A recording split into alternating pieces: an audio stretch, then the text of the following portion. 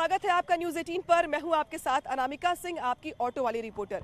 और आज हमारी चुनावी ऑटो पहुंच गई है जालौन के उरई इलाके में। जालौन वो इलाका जिसको माना जाता है बुंदेलखंड का प्रवेश द्वार। इसके अलावा महाभारत के रचयिता महर्षि व्यास की जन्मस्थली है ये, कृष्ण के पुत्र श्याम की आराधना स्थली भी। 2017 के चुनाव में यहाँ पे सियासी उलटफेर के बीच यहाँ की सभी सीटें बीजेपी के पास चली गई। तो क्या 2022 के चुनाव में एक बार फिर यहाँ की जनता बीजेपी को मौका देगी या फिर बदलेगी विकास की बयार, या फिर से दूसरी पार्टियों को यहाँ से मौका दिया जाएगा? इस बात की करेंगे बड़ी पड़ताल। आइए मेरे साथ मेरी ऑटो में।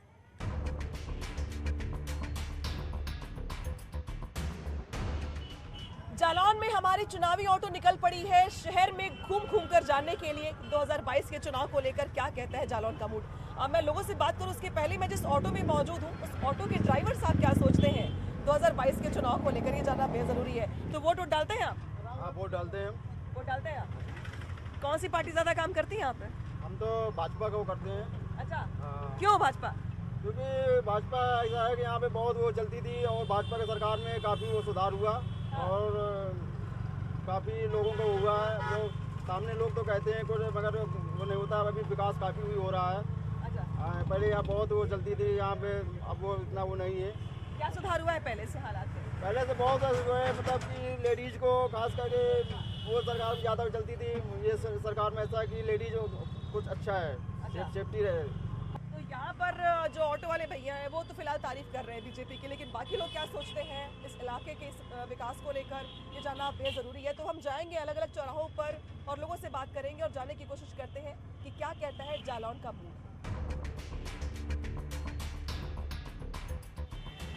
जालौन जिले में विधानसभा की 3 सीटें हैं। माधोपुर विधानसभा सीट, इसके अलावा उरई और एक कालपी।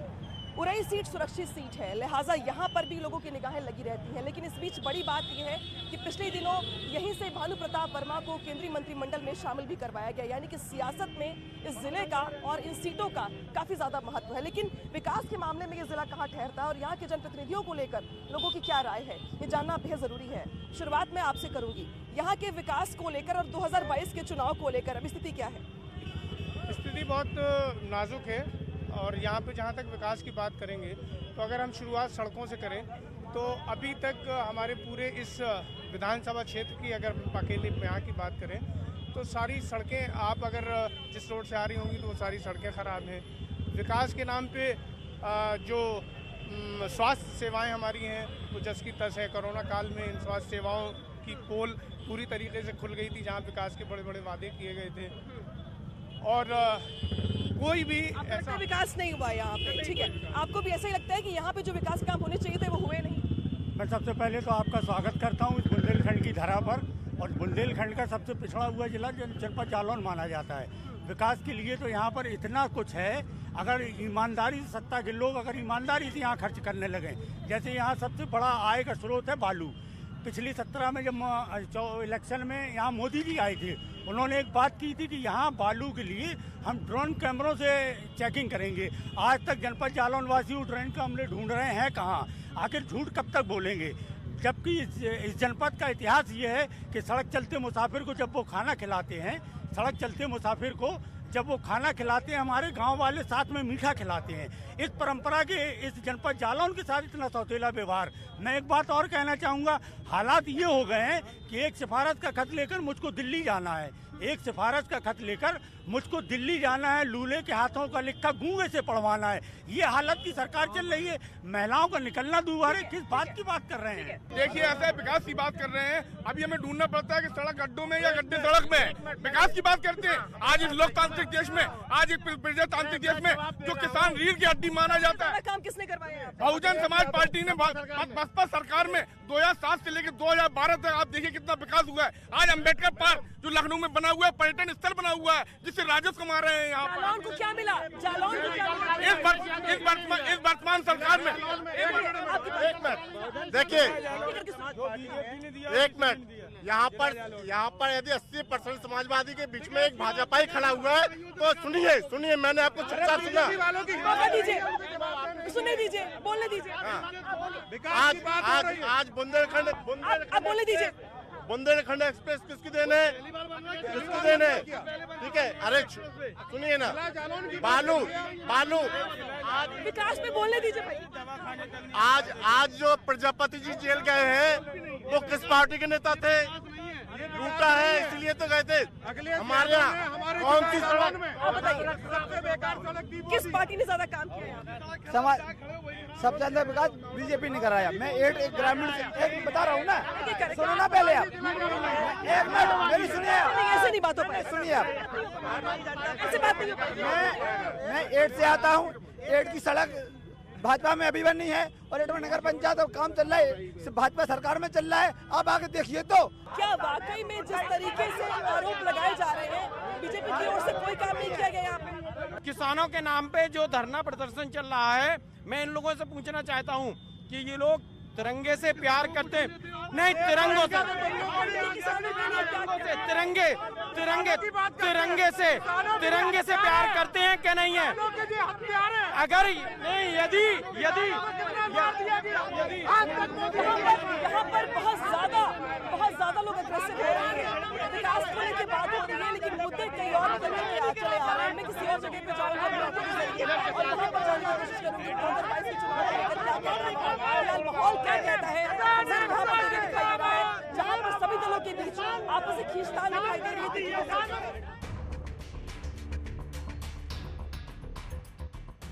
बुंदेलखंड में किस पार्टी को मिलेंगी जीत की बुलंदियां, ये तो आने वाला वक्त बताएगा। फिलहाल हम जालौन जिले के टाउन हॉल इलाके में पहुंच गए हैं, जहां पर देख सकते हैं आप कि यहां पर जूडो कराटे की ट्रेनिंग चल रही है। अब इस तस्वीर को देखकर अगर आपको 2022 के चुनाव की याद आती है या 2022 के चुनाव की तस्वीर दिखाई देती है तो ज्यादा हैरान नहीं होना चाहिए, क्योंकि 2022 के चुनाव में भी पॉलिटिकल पार्टियों की स्थिति कुछ ऐसी ही है, जहां पर चुनाव से पहले सियासी कसरत वर्जिश शुरू हो गई है। हमारे साथ यहाँ पे कुछ लोग जुड़े हुए हैं जिनसे हम बात करेंगे और इस इलाके में विकास को लेकर लोगों की राय क्या है ये जानने की कोशिश करेंगे।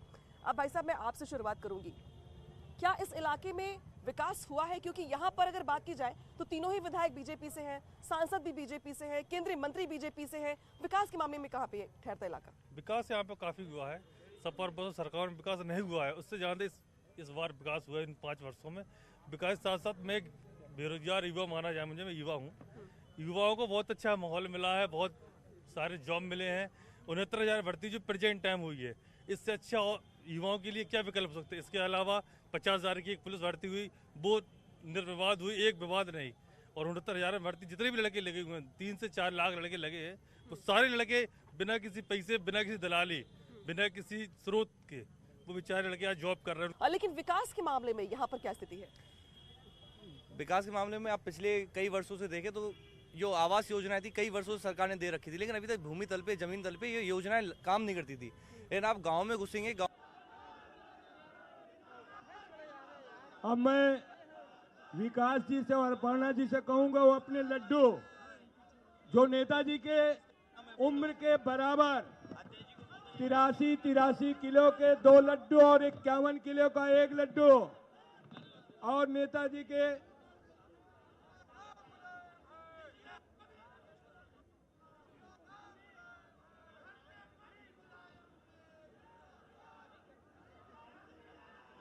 अब मैं चाहत मेहरोत्रा जी का जो गाना लॉन्च होना है, चाहत मेहरोत्रा जी का गाना लॉन्च होना, उनसे अनुरोध करूंगा चाहत मेहरोत्रा जी का गाना प्रस्तुत करें। चाहत मेहरोत्रा जी।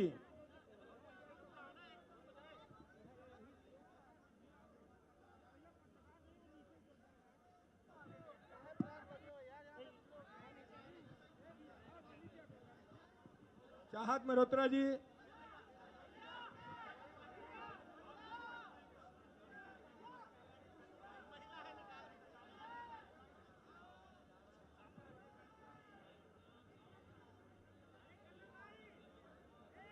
भाई विकास जी, अपर्णा जी और उमेश वर्मा जी।